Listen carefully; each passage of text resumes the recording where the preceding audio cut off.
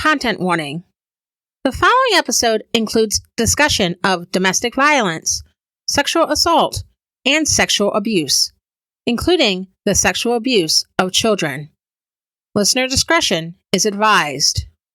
This episode was originally a Patreon exclusive released in April 2019, after the cable docuseries Surviving R. Kelly debuted.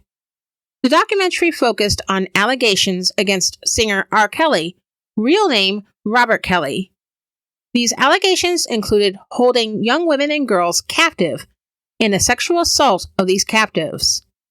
Since this episode of Pot Stirrer Podcast was originally released, Robert Kelly has been made to answer for several charges in a court of law.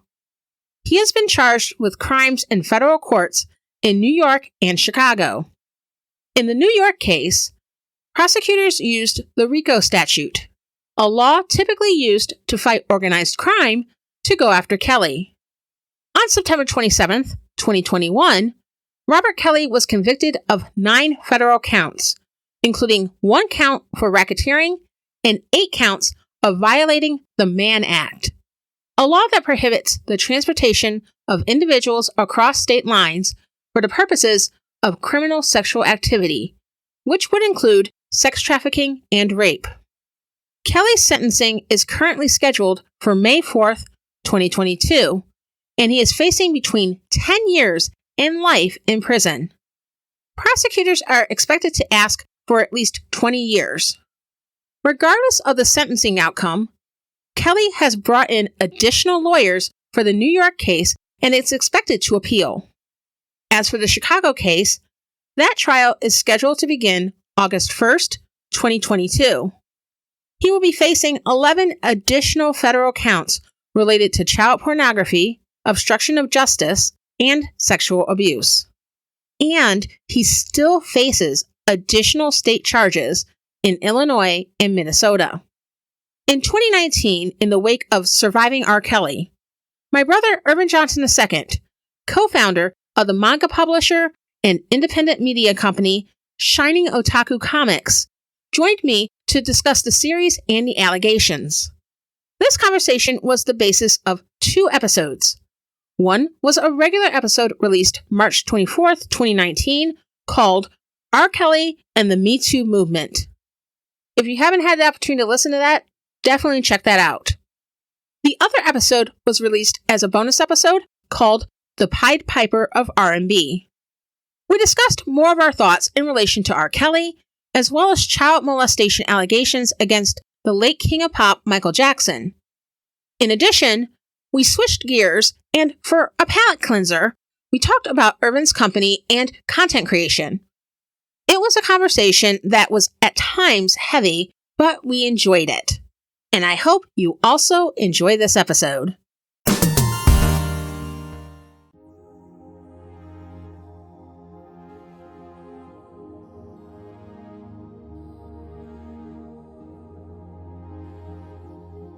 This month's Patreon bonus episode features some additional segments that came from a conversation with my brother Irvin related to R&B superstar and accused sexual abuser R. Kelly and the Surviving R. Kelly documentary. For the main meat of our conversation, check out episode 49. This bonus episode includes tangents and other material that didn't make it into episode 49, but I thought you might find thought-provoking or entertaining. Irvin and I are very close, and I enjoyed the conversation. I hope you enjoy listening to it. I am your host, Jay Poole, and this is Pot Stirrer Podcast.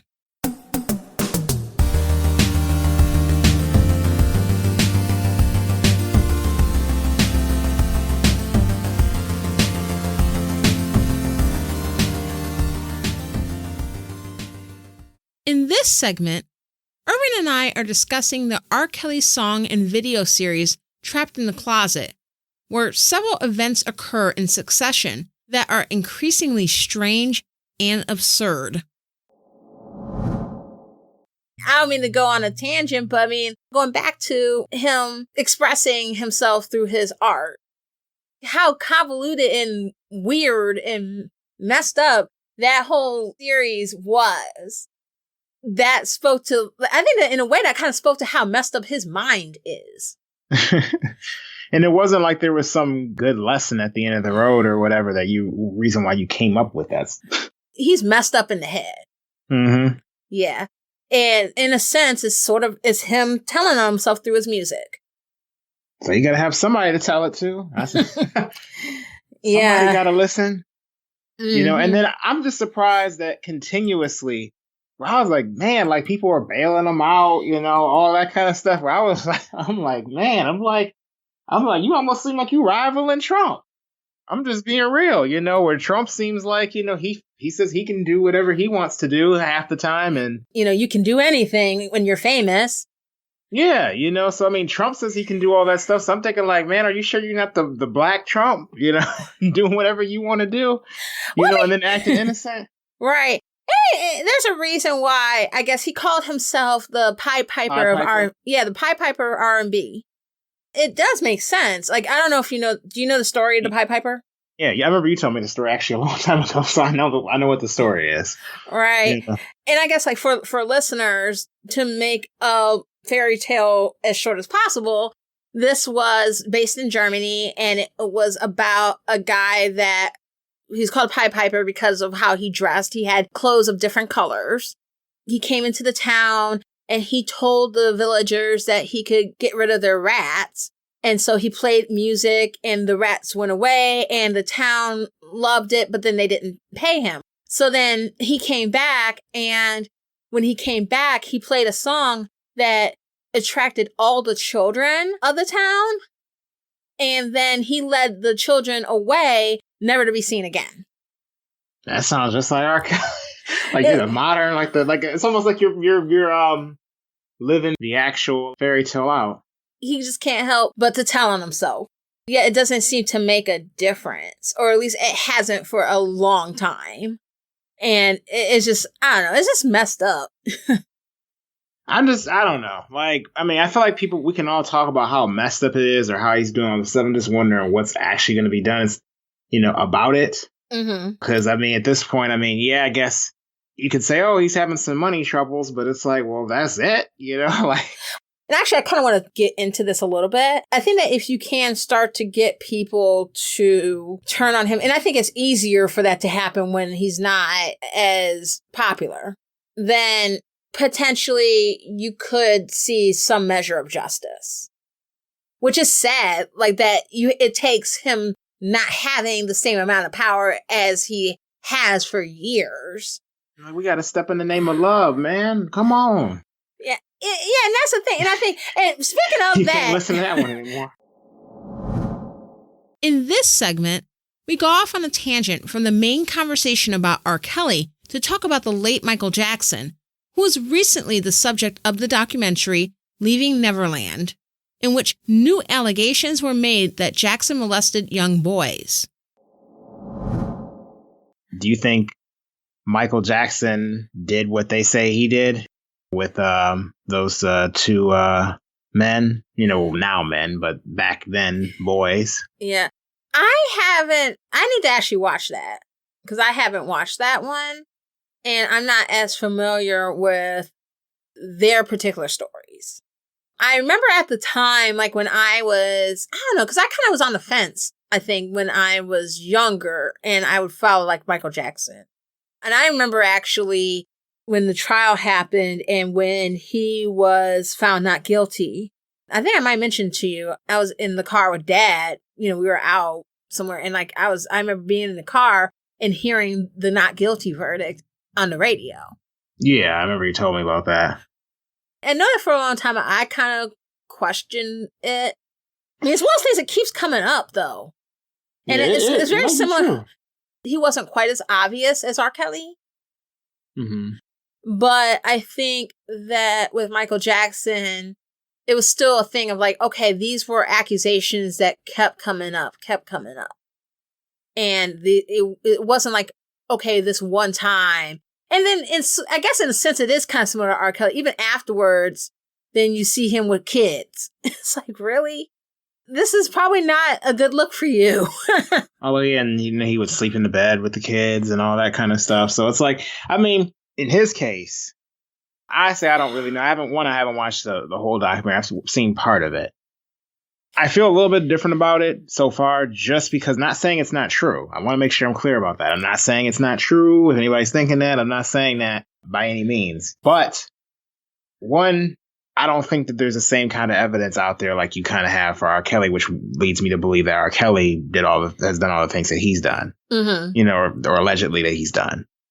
In Michael Jackson's case, as far as we know, I haven't seen any sort of footage, which I wouldn't really want to see, to be honest with you, but I haven't seen sort of footage like that. It's been released or heard about any kind of footage that's been released in regards to that. He's not alive to be able to say his side at all, or to give some sort of perspective, at least in the here and now, as far as what their claims are. So you can't refute it. And then on top of that, with their documentary, more importantly, I felt like it was really only told from their perspective versus the R. Kelly stuff talked about it from multiple different perspectives. As I, said earlier, you had, of course, the women, and these are women that, over time, not just, one particular part of his life, but, in different parts of his life, even more in the current. Even women, I think there was even a woman who had an allegation or after he had been cleared of the charges, because she was like a major supporter of his. I forget what her name was. And I do apologize. I don't remember any of the names, but I remember she was a big supporter. And then she ended up, of course, being in a documentary because he ended up choking her out and raping her. Yeah. Allegedly. Mm-hmm. But kind of going back to the whole Michael Jackson thing, it was more told from the perspective of the two alleged victims. I kind of feel like you didn't really get the different perspectives like you got in R. Kelly, where you even got his brothers saying, yeah, this is what we think. You have people who work with him and all that. So I kind of feel like I'm like, not saying it can't. It's not true. Right. And I'm not saying that by any means, and not saying that I can't be convinced, because I'm certainly open to hearing what it is, but I guess I really don't know. And then I feel like I would need to see a little bit more, hear a little bit more, I guess, to be more clear about that. Like, I'd have to get more evidence. At the very least, maybe some other perspectives that are outside of that circle, if that makes any sense. Right. I think probably the main thing that makes me a little bit uneasy about the Michael Jackson thing is the fact that he's no longer with us. Like, since he's dead, he can't speak, he can't defend himself, he can't say anything about these newest allegations. I haven't seen that new documentary. I haven't seen, was it Leaving Neverland? Leaving Neverland. Okay. Yeah, I think it's mainly from the perspective of those newest accusers. And yeah, which is fine, right? I don't know. I guess like he's not here to say it to defend himself. And it's basically like his kids that are left and hearing about, oh, daddy may have done this. You know? Now, don't get me wrong now, right? If he did these things, then that's on him. And if let's say, well, I'm going to say this, right? And this is probably going to be pretty controversial. Some people may not like what I'm going to say. I'm not so sure I would stop listening to his music personally if he did those things. Not saying that's a good thing, but but I would be completely for any kind of like, because I know I was talking to somebody about this, like dismantling of like stuff that honors Michael Jackson. Like if they wanted to remove his star on the Walk of Fame, I think they should do that if he did those things. I think if they had any kind of statue of Michael Jackson, they should remove that. Anything that honored him, I'd be for it. Only reason why I'm a little bit different with the music isn't just because, I like Michael Jackson's music, because I did like R. Kelly's music or whatnot too. Is mainly the fact that Michael Jackson is not like it's supporting him anymore. If let's say I didn't listen to it, it's like, well, it's not like it's going to matter to Michael Jackson because Michael Jackson's not here. It's not going to come out of Michael Jackson's pocket if Michael Jackson doesn't have a pocket for it to come out of. He's dead. In R. Kelly's case, I'm like, oh, of course I'm not going to listen to R. Kelly stuff, because I'm not about to support that man. Right. I don't want him to get his bills paid. But I would completely understand if somebody wouldn't want to listen to Michael Jackson after, all this, or if they were convinced. I would respect that. I don't know. I just think in Michael Jackson's case, unless there's like some more evidence that comes forth, I kind of feel like we would need to, or maybe, you know, if there's something in that documentary I didn't know about that, since I didn't complete the documentary, you know, I am admitting that I haven't completed it. Unless something else comes forward about it, then I kind of feel like there's not really enough for me to feel the same way about it as I do in R. Kelly's case, because that to me feels more open and shut. I need to watch it. I haven't watched Leaving no. Why I keep messing up the name of that thing? Leaving Neverland. Now that always has been strange to me, that it's like he has like or he had that like amusement park type thing, and right. It's called Neverland, and it's like kids and all that. Where I'm like, man, I'm like, he might have been telling on himself in a way. I don't know. Actually, that is a good point. I never thought about that, but that's actually a really good point. Mm-hmm. Never wants to grow up, you know, and running around with the kids, you know. Now, I mean, and I'm not trying to sound like some kind of sympathizer when I say this, but like, I mean, because it's clear that the man had mental problems, like Michael Jackson. I mean, maybe he just had a mental problem where he felt like he was a kid, but I feel like, I don't know, man. I'm like, I think people did have a reason to think you might be a pedophile, you know? Right. I mean, especially if you're sleeping in the bed with the kid, I'm like, come on, bro. Like, that seems kind of, even if, you know, especially if people told you like, hey, man, I know you didn't have a childhood, but, you know, that's kind of, it seems kind of pedo. I mean, you would have thought that's the thing I don't get with either one of these cases, actually, to be honest with you, is that once somebody brought it to their attention, I would have thought they'd have been like, you know what? That wasn't my intention. If they didn't do this stuff, they'd be like, that wasn't my intention, but I don't want to give off that appearance, so I'm going to stop. And that's the thing that's kind of weird. Thinking about it some more, I guess I could kind of see similarities between Michael Jackson and R. Kelly.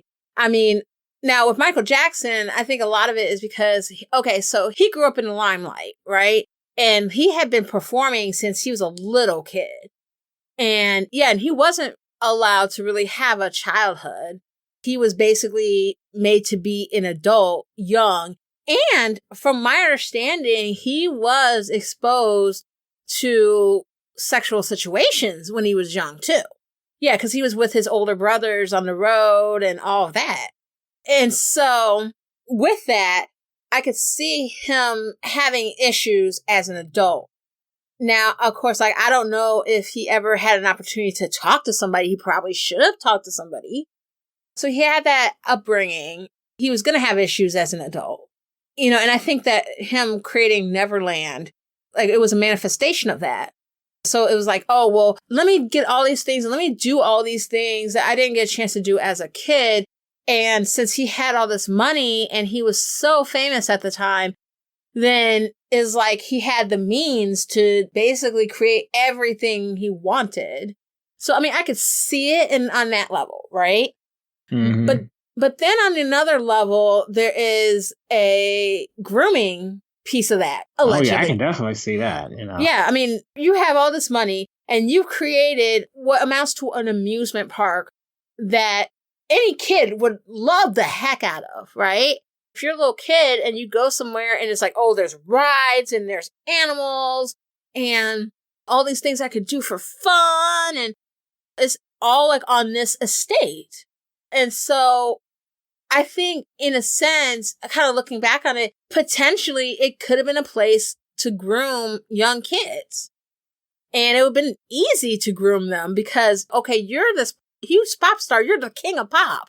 And you are super famous and having these kids come in, right? Okay, you see this as a kid, that this huge famous person, Michael Jackson, I mean, I know you were around for kind of the tail end of it, I guess. But I grew up in the 80s as well as the 90s. And I mean, I remember him during like the Bad and the Thriller years. Well, particularly I would say the Bad years. Thriller, I was probably a little young for that. But your age is showing. You know, but hey, I don't care. Like, yeah, listeners know have an idea of how old I probably am. And so, I mean, but yeah, I mean, I'm probably a little young for remembering how Thriller was, but Bad, I remember Bad being huge. So he was a mega star. I don't even think you really have stars like that to the same degree now. Wonder if he was telling on himself in Bad. I mean, maybe, but like, I know, I'm yeah, well, yeah, but I don't think he's not. I don't think. Here's the thing: like, I don't think Michael Jackson did Well, I mean, there were maybe a few songs where he talked about not having a childhood and things like that. So there were ones that kind of seemed a little autobiographical, but it wasn't, I don't think, like R. Kelly, because I think some of the stuff that he was talking about, because he would talk about, especially in his early music, he would talk a lot about like girls and dating. But then at the same time, I know that the documentary, even though I haven't seen it, I have heard that it mentions that there are allegations going back to 1979. Woo. Yeah. Yeah, I definitely didn't watch that much of the movie. I think I watched about 20 minutes. Uh-huh. You know, I had to watch the whole thing now. You know? Okay, yeah, because that's kind of what makes me wonder, because I haven't heard of it going back that far. Like, I thought it was like it maybe went back to like the 90s, but I didn't think it went back to 79, because that was when he came out with Off the Wall. That was like his first solo album back when, you know, before he was real big. Right. You know, I mean, he was still big, but it was before like Thriller and Bad. If he was allegedly doing that kind of stuff back then, like, whoa, bro. You know? I guess once somebody's like that, that's just how they are. Yeah. Well, I mean, not saying a person can't change, because I mean, I believe people have the capacity to change, but yeah, but it's very hard to. It's hard. I have heard that it is very difficult to rehabilitate sex offenders. Oh yeah, you know, I'm like, I can definitely believe that for sure. Mm-hmm. You know, because you have a lot of people that do that stuff and then become repeat offenders. You know. Well, yeah, sex is such a core part of who people are. And then also when you marry people having, say, issues with rage or violence, or like they want to prey on people, that's not stuff that you just easily break out of.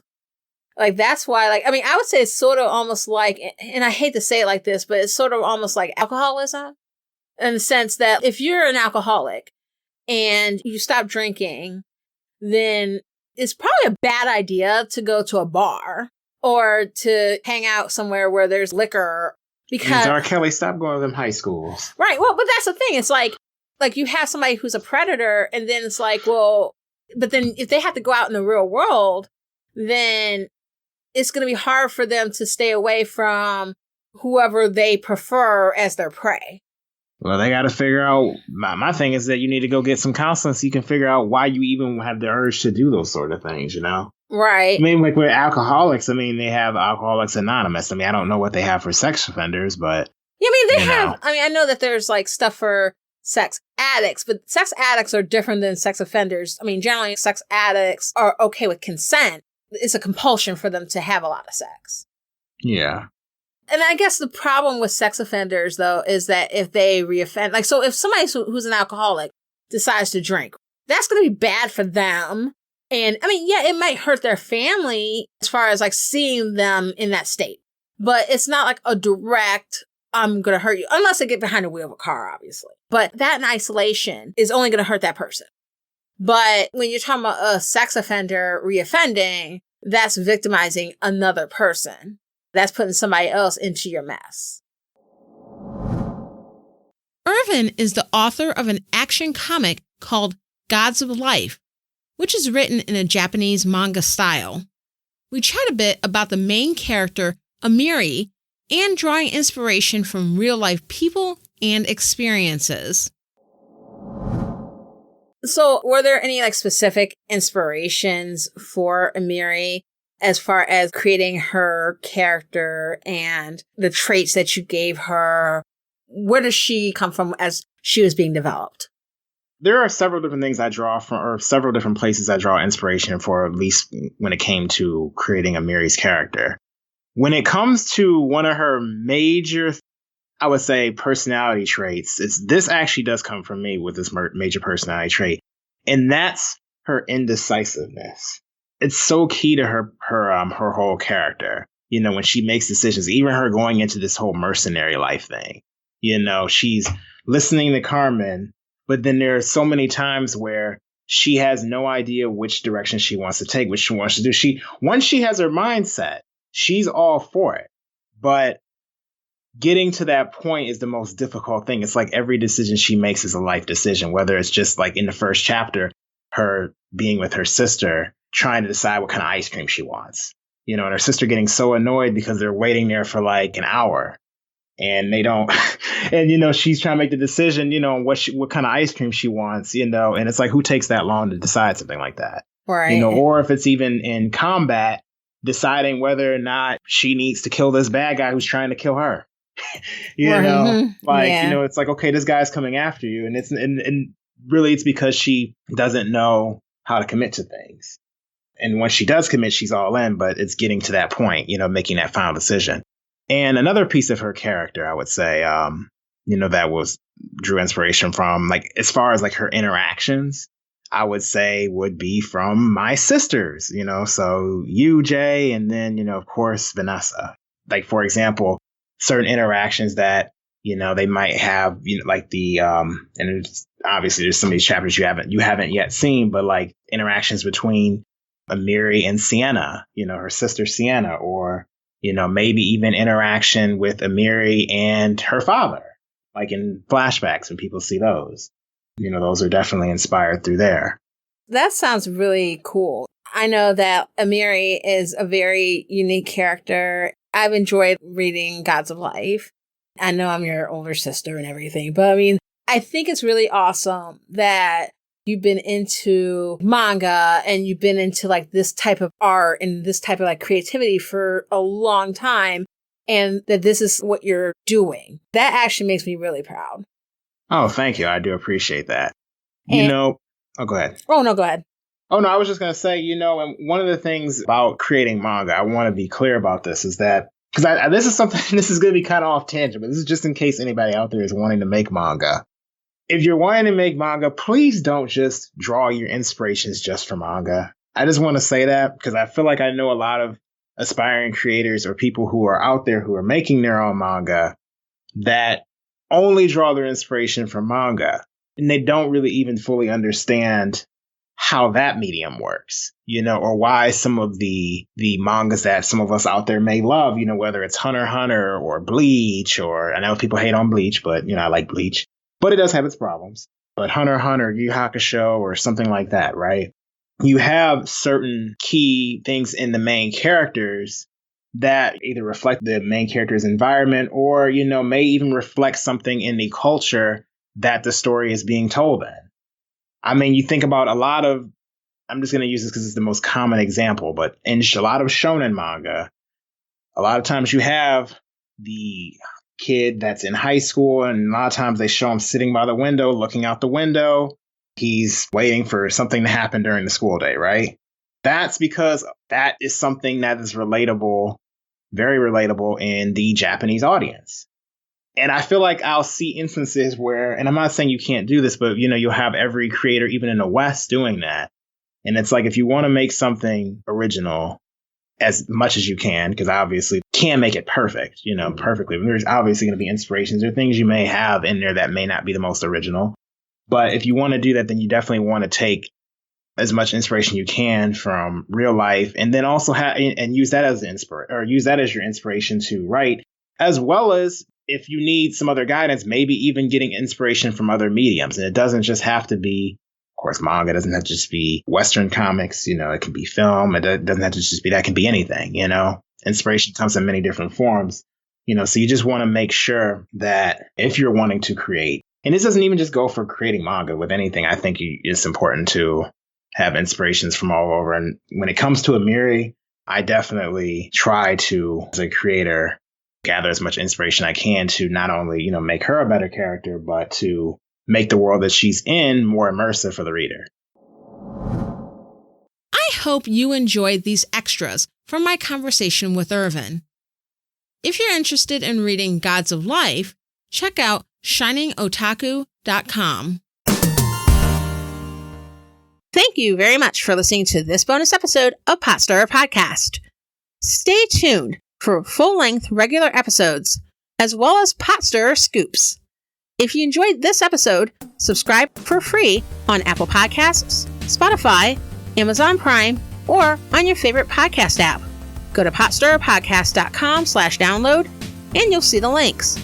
Subscribing gets you new episodes once they come out, so you don't have to wait.